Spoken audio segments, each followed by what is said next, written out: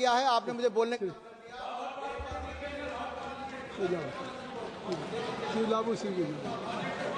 Sir, thank you, sir, for allowing me to speak on union budget. Let him conclude, sir. आपकी last line तो हो गई कई बार। Sir last line है sir, ये budget एक फोर्स मल्टीप्लायर है। ये बजट बचत बढ़ाएगा, निवेश बढ़ाएगा, खपत बढ़ाएगा और विकास को भी तेजी से बढ़ाएगा। देश की नागरिकों की जेब में, उनके बैंक अकाउंट में पैसा बचाएगा और ये नागरिक मिलकर सब विकसित भारत का जवाब दे दिया। Thank you, sir, for giving me opportunity to speak on the union budget, sir. So what a change we're seeing in within 8 months, sir. Last time when we had a budget, a lot of people were talking about coalition won't work, NDA won't work, but now we are seeing India alliance crumbling and they are fighting elections amongst themselves. And it's a good change to see, sir, in 8 months. And also, it's refreshing to see in this session, there is no external influence, at least. There's no Soros, there's no Heidenberg, there's no Pegasus. At least the narrative is being set here, sir. And I want to start off by congratulating our finance minister, sir. It's her 8th budget in a row. It's no mean feat, sir. And India is still one of the fastest growing major economy, sir. We should remember that. And we have achieved 4.7 fiscal deficit, sir, and we are aiming for 4.4 fiscal deficit in the next 1 year or so, sir. And our debt to GDP ratio is also 57% of the GDP, sir. When compared to any major economy, USA has 123%, sir, and France has 109%, and Germany has 62%. We are doing very well in this field, sir. And India is still doing very well in banking, sir, and we have least number of NPS in the Indian banking sector, sir. So we should remember this, and we should congratulate Finance Minister, sir. And also, I want to thank the Finance Minister on behalf of middle class and taxpayers who are being given opportunity, given a chance that they don't have to pay any income tax up to the income of 12 lakhs, sir. And second reason I want to thank her is for the PLA scheme, which has been enhanced from 9,300 crores to 19,482 crores. So it's almost a jump of 110%. That PLA scheme has been enhanced, sir. There's a lot of comments that are coming from the opposition side saying PLA scheme has been used only for the, not for the manufacturing, but for the only assembly. So I've seen in my own state where PLA scheme has been taken by food processing industries, and they're doing fantastically well for the last 2 to 3 years, sir. And they spoke so much about the iPhones. iPhones being the assembly only is happening in India, but not the manufacturing is happening. But if you go by the data, when the PLS scheme was announced for the iPhones, just 4% Indianization that has happened. But now, as of now, this 30% Indianization has happened right now. So it takes time. It's growing, and industries are developing around the iPhone manufacturing. So if my numbers are wrong, please correct me. And also, I want to thank FM on behalf of Andhra Pradesh, sir, because she has considerably allocated 15,000 crores for the development of Amravati, which is our state capital, sir, which was lying stagnant for 5 years from 2019 to 2024, sir. She has given a lease of life to the Amravati capital, sir. And also there's 12,000 crores that have been sanctioned for Polavaram irrigation projects, sir. It is a lifeline of Andhra Pradesh. Millions of acres can be irrigated, millions of homes can be given drinking water, sir. I thank her for that. And also there's a 11,000 crores sanction that has been given for the restructuring of a steel plant at Visakhapatnam, sir. This is the pride of Andhra Pradesh, and the respect that is shown by Finance Minister and people of Andhra Pradesh, we are really, really adamant to that, sir. And also there is a 4,300 crores that has been given for Kopparthi and Orvakallu industrial corridor, sir. This will create a lot of employment. This will bring in a lot of investment into this Rayalaseema, which is a backward area, sir. And also I want to thank the railway minister also, sir, for laying foundation for the Visakhapatnam railway zone as well, sir. And on behalf of the industries from Andhra Pradesh, I want to thank her for reducing BCD on the frozen fish from 30% to 5%, and removing BCD on crushed leather, and also removing BCD on the 36 life-saving medicines, either cancer or non-cancerous, sir. Thank her for that. And also And also, on behalf of all people of Andhra Pradesh, thank you. We needed this encouragement. We needed this drive, push from the union government so that Andhra Pradesh can develop, sir. Because I have the report with me, sir. This is a report given by the Niti Aayog. This is not given by me. This is not the numbers given by me, or this is not something given by any political party, sir. This is done by a Niti Aayog report, sir. It describes the fiscal health of Andhra Pradesh until 2023, sir. Report has come out in 2025, but the health is monitored until 2023, sir. And as per that, out of 18 large states, Andhra Pradesh is lying at 17, sir, number 17. So the last but one, sir. And also our revenue growth has come down from 17% in 2018-19 to 9.8% in 22-23, sir. And public debt has increased at an average rate of 16.5% during the period of 2018-19 to 22-23, sir. There's almost 16.5% increase, sir. And also from 2014 to 19, this is really awful figures, sir, from 2014 to 19, wherein when we took 100 rupees as when we borrowed 100 rupees, we spent almost 59 rupees on capex, sir. But from 2019 to 24, when we took 100 rupees, when we borrowed this 100 rupees, we only spent 22 rupees on capex, sir. This has really stagnated all the infrastructure projects in Andhra Pradesh, sir. Sir, our Chief Minister has been talking about it, and results in Andhra Pradesh have very clearly shown, sir, that for any leader, without creating any wealth, we cannot do welfareism. So I know when I talk about it, they'll definitely cut this video and say, oh, Krishna spoke against the welfareism, but we are in favor of welfareism, but we want welfareism to be done after wealth creation. So as we are doing a debate across the nation, even in the Delhi elections they have shown, welfareism and development has to go together.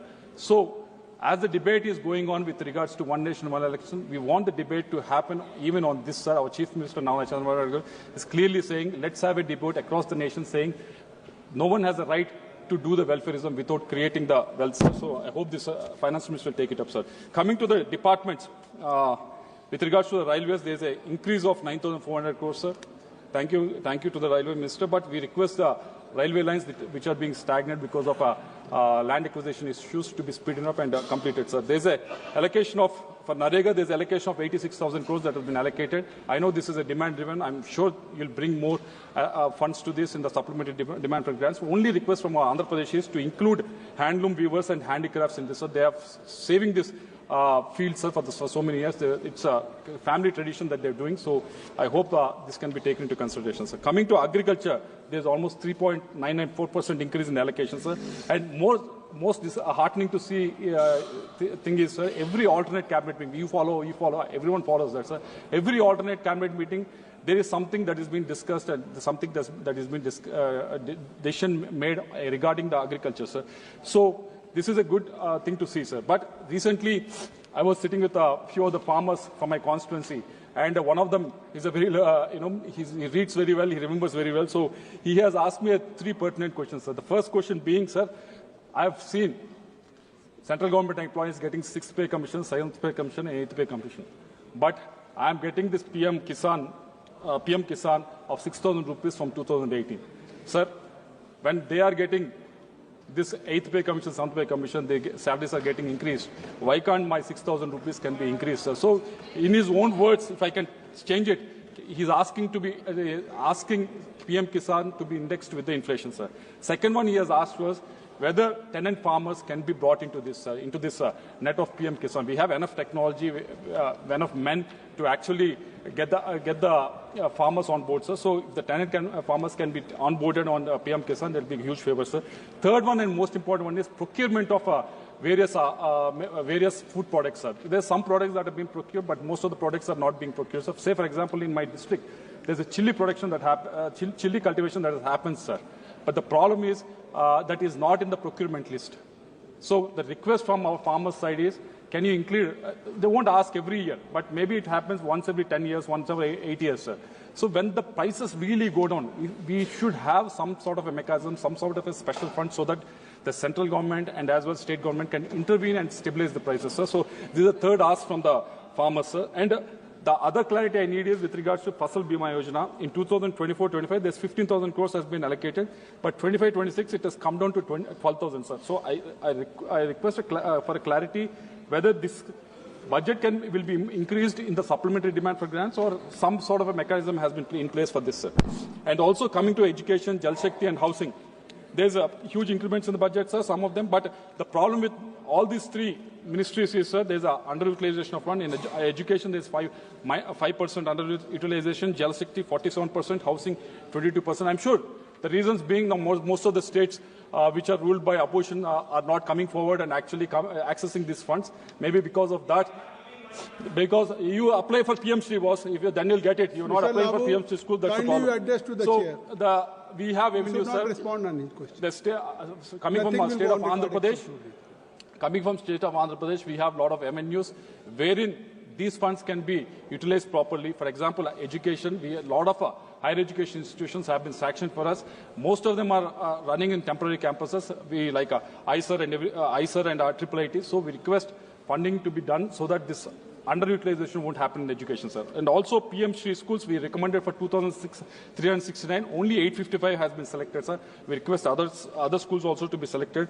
And coming to the STARS program, there's only 6 states that have been selected. I don't know why, state like Kerala has been selected. They're doing fantastically well so many years in the school education, but Himachal Pradesh, Madhya Pradesh, Rajasthan, Maharashtra, Orissa and Kerala, the 6 states have been selected. We request Andhra to be included in it, sir, because as per the ASER results that have been announced recently, the worst performing state because of the last 5 years of misgovernance in the education system is Andhra Pradesh. So we request even our Education Minister recently, when Nara Lokesh Garu has come to Delhi, he's also requested for us. So we request Andhra to be included in the STARTS program. And coming to the Jal Shakti, sir, there's a river linking project that we are asking for it, sir, for the Godavari to Penna. If that can be sanctioned from the central government, this underutilization won't happen, sir. And coming to the housing and urban, again, we have asked for the metros at Visakhapatnam and Vijayawada. This is under the AP Reorganization Act. If this can be sanctioned, this underutilization won't happen, sir. So I conclude with just 3 requests from our side, sir. Just give me 2 minutes, sir.